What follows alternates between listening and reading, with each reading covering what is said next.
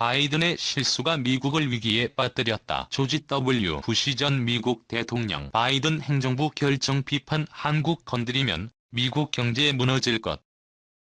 바이든 큰 실수 비난에 푸틴 핵전력 증강 도발. 블라디미르 푸틴 러시아 대통령과 조 바이든 미국 대통령의 핵을 둘러싼 입씨름이 가열되고 있다. 푸틴 대통령은 잇따라 핵 위협을 강조했고 바이든 대통령은 이를 경계하면서도 러시아의 실제 핵 사용 가능성을 낮게 봤다. 푸틴 대통령은 23일 조국 수호자의 날을 맞아 진행한 기념연설에서 우리는 3대 핵전력 증강에 더 많은 관심을 쏟을 것이라고 말했다고 로이터 통신이 보도했다. 3대 핵전력은 대륙간 탄도미사일과 잠수함 발사 탄도미사일, 장거리 전략 폭격기를 뜻한다. 아울러 푸틴 대통령은 핵탄두 여러 개를 실을 수 있는 신형 ICBM 사르마트를 올해 배치하겠다며 공중 기반 극초음속 킨잘 시스템의 대량 생산을 계속하고 해상 기반 지르콘 극초음속 미사일의 대량 공급을 시작하겠다고 전했다. 첨단 무기의 지속적인 배치를 강조한 셈이다. 이번 핵전력 증강 발언은 지난 21일 국정연설에서 미러 핵무기 통제 조약인 신전략무기 감축 협정 참여 중단을 선언한 이틀 만에 나왔다. 앞서 22일 러시아 수도 모스크바에서는 조국 수호자의 날을 기념하는 콘서트가 관람객 수만 명이 모인 가운데 열렸다. 이 자리에는 푸틴 대통령도 참석했다. AFP 통신에 따르면 러시아 록스타 그리고리 랩스가 콘서트 첫 곡으로 조국 러시아를 찬양하는 노래를 불렀다. 관람객들이 국기를 흔들면서 푸틴과 러시아를 연호하는 가운데 푸틴 대통령이 무대 중앙에 나와 짤막한 연설을 했다. 그는 우리의 역사적 영토, 우리의 인민을 위한 전투가 현재 진행되고 있다며 군을 지지하는 모든 사람이 조국의 수호자에 해당한다고 강조했다. 대규모 행사를 통해 내부 결속을 시도한 셈이다. 콘서트가 열린 날 지르콘을 창작한 러시아의 호위함이 남아프리카 공화국에 도착했다고 타스 통신이 전했다. 27일까지 진행되는 남아공, 러시아, 중국 3국의 해군 연합훈련에 참여하기 위한 것이다. 러시아, 우크라이나 전쟁 발발 1년을 앞두고 시작된 이번 훈련에 대해 서방 각국은 비난의 목소리를 높였다. 이에 대해 이들 3국은 해상 안보 위협에 대응하고 지역의 평화와 안정을 유지하는 데 초점을 맞춘 우호국 간 군사 훈련일 뿐이라며 서방의 비난을 일축했다. 양국 간 신뢰가 훼손된 상황에서 푸틴 대통령이 조 바이든 미국 행정부와는 핵 협상을 재개할 가능성이 낮다고 스푸트니크 통신이 전문가를 인용해 전했다. 핵감시단체 로스엘러모스 연구단의 그레그 메일러 소장은 미국 지도자들은 러시아, 우크라이나 전쟁의 목적이 러시아를 패배시키는 것임을 여러 차례 분명히 했다며 미국의 지원 아래 러시아 핵기지들이 공격받은 상황에서 러시아의 뉴스타트 중단은 놀라운 일이 아니라고 설명했다. 전쟁의 돌파구를 찾지 못하고 있는 러시아의 고위 당국자는 전쟁 패배에 대해 극도의 두려움을 표명했다. 대통령을 지냈던 드미트리 메드베데프 러시아 국가안보회의 부의장은 텔레그램에 러시아, 우크라이나 전쟁에서 패배하면 러시아는 사라질 것이라고 밝혔다. 이어 그는 미국이 우크라이나의 무기 지원을 중단하면 전쟁은 끝난다고 말했다. 이는 러시아인에게 우크라이나 전쟁에 대한 위기감을 고취하면서 전쟁에 개입하는 서방의 움직임을 경고하려는 목적으로 해석된다. 푸틴 대통령의 뉴스타트 참여 중단 발표와 관련해 바이든 대통령은 22일 ABC 방송 인터뷰에서 그렇게 하는 것은 큰 실수이며 책임 있는 태도가 아니다고 밝혔다. 다만 바이든 대통령은 푸틴 대통령이 핵무기 사용이나 그런 것을 생각하고 있다고 보지 않는다며 우리가 그 문제를 해결할 수 있다고 확신한다고 말했다. 이는 핵전쟁 분위기를 가라앉히기 위한 노력으로 보인다. 안토니우 구테러스 유엔 사무총장은 이날 핵무기를 사용하겠다는 명시적인 위협을 여러 번 들었다며 극단적인 상황에서 한 걸음 물러서야 할 때라고 지적했다. 바이든 대통령과 회담을 연 동유럽 9개국 정상들은 한 목소리로 러시아의 위협에 대비하기 위해 북대서양조약기구 동부 전선의 방어 역량을 강화해야 한다고 주장했다. 이날 AP통신에 따르면 나토 동부 전선 국가 간 안보 협의체인 부쿠레슈티 9개국 정상회의에 참석한 동유럽 9개국 정상들은 공동 성명을 통해 이같이 밝혔다. 기타나스 나우세다 리투아니아 대통령은 발트 3국 일대에 미국 고속기동포병 로켓 시스템 공격용 헬기 영공정찰 자산 배치를 바이든 대통령에게 제안했다.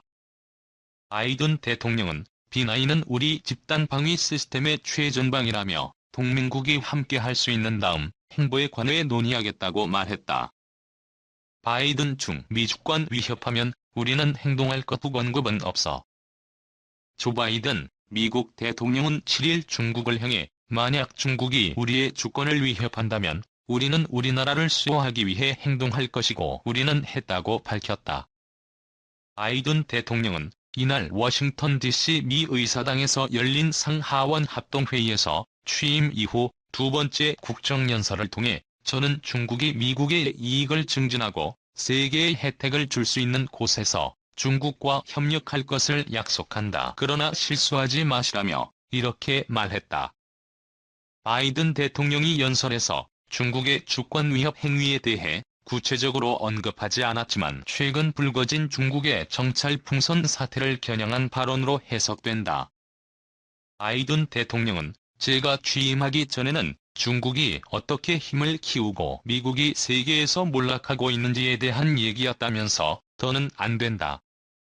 저는 시진핑 중국 국가주석과 우리가 갈등이 아니라 경쟁을 추구한다는 것을 분명히 했다고 밝혔다. 그는 저는 우리가 미국을 강하게 만들기 위해 투자하고 있다는 것에 대해 사과하지 않을 것이라면서 이 투자는 미국의 혁신, 미래를 규정하는 산업과 중국 정부가 지배하려고 하는 산업, 동맹에 대한 투자, 중국이 우리에 맞서 사용하지 않도록 우리의 첨단 기술을 보호하기 위해 동맹과 협력, 군의 현대화 등이라고 설명했다.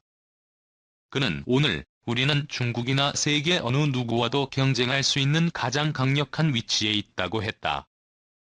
그는 중국과의 경쟁에서 승리를 위해선 우리 모두 단결해야 한다는 것을 분명히 하자 우리는 전 세계에 걸쳐 심각한 도전에 직면해 있다고 말했다.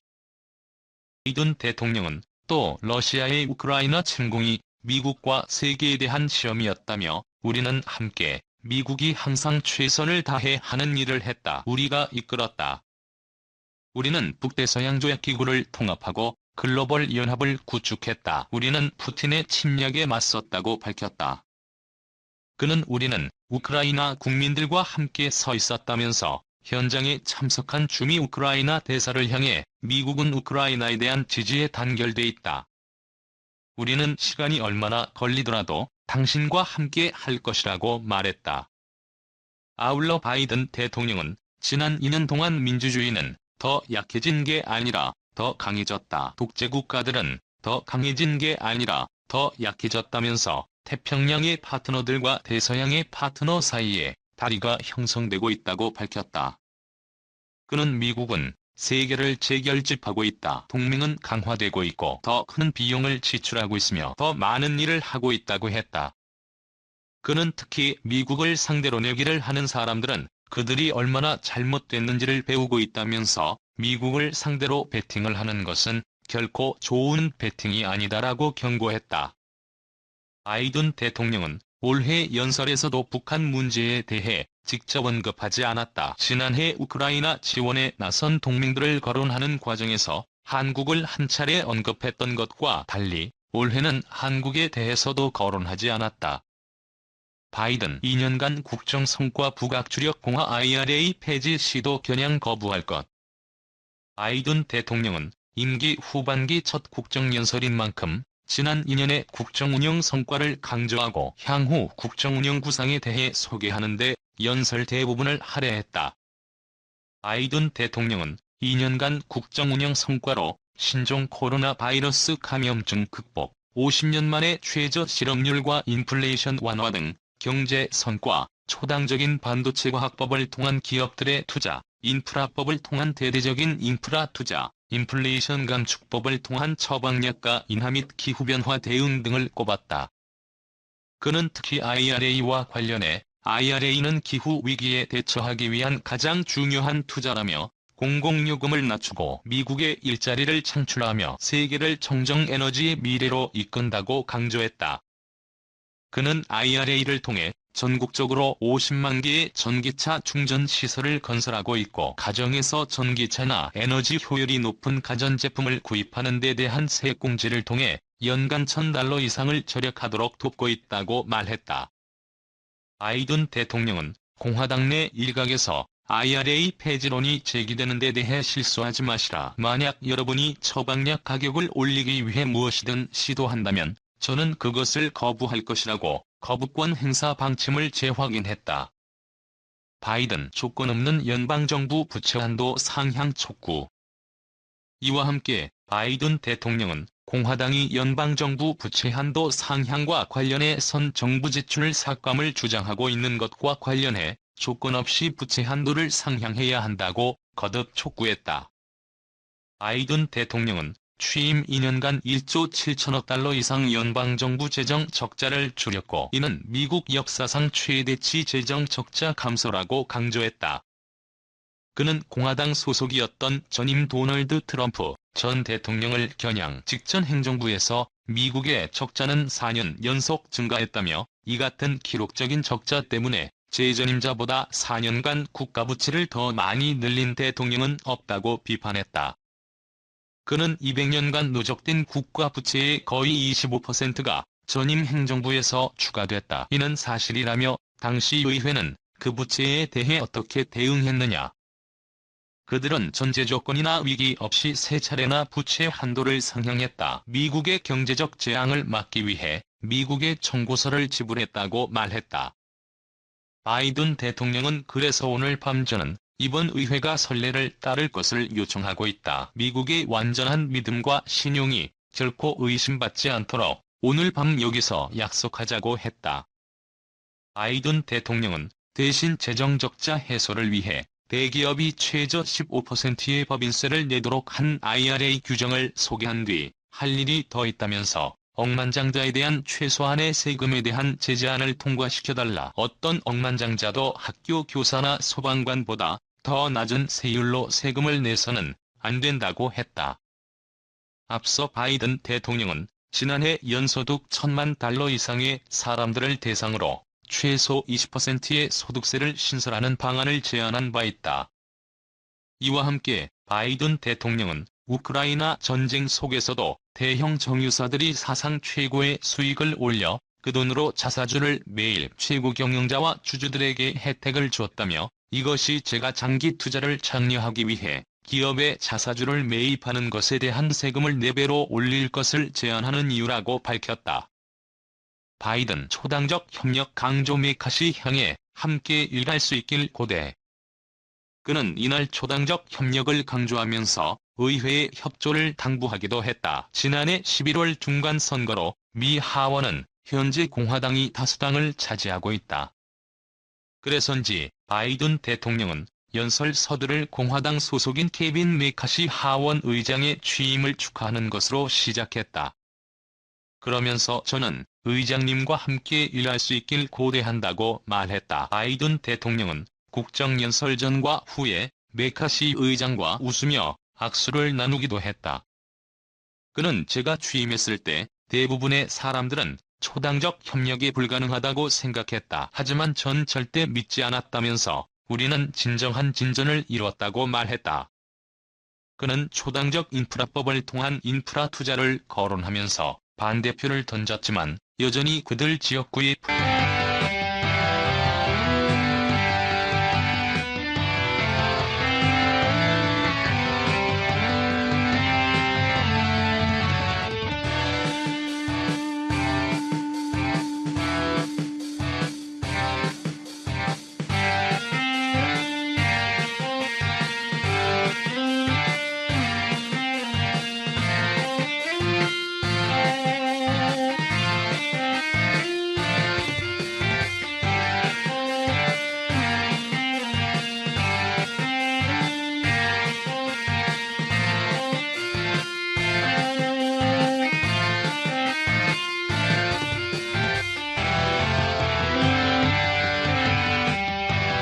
해협을 위한 자리가 없다면서 우리는 국민들의 뜻을 벼푸려는 게 아니라 우리의 선거 결과를 존중해야 한다. 우리는 법치를 수호하고 민주주의 제도에 대한 신뢰를 회복해야 한다고 했다.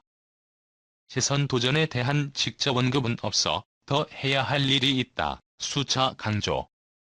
바이든 대통령은 이날 연설에서 2024년 재선 도전에 대한 직접적인 언급은 내놓지 않았다. 바이든 대통령은 다만 우리는 더 해야 할 일이 있다. 할 일이 너무 많다면서 이번에는 그 일을 끝내자. 우리는 그 일을 끝낼 것이라는 표현을 여러 차례 사용했다.